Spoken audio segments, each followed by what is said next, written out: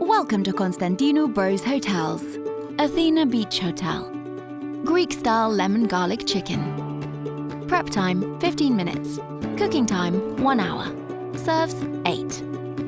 Ingredients: 8 medium potatoes, 1 cup of pitted Greek olives, 8 bone-in chicken thighs, half a cup of olive oil, 3 tablespoons of lemon juice, 6 garlic cloves, minced, 2 teaspoons of salt, 2 teaspoons of dried oregano, half a teaspoon of pepper, 1½ cups of chicken broth.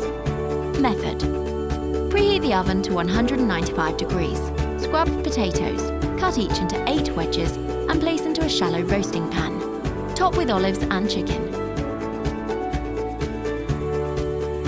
In a small bowl, whisk oil, lemon juice, garlic, salt, oregano and pepper until blended. Drizzle over chicken and potatoes. Pour chicken broth around the chicken into the pan. Bake, uncovered for 60 to 70 minutes, or until a thermometer inserted in the chicken reads 170 to 175 degrees, and potatoes are tender.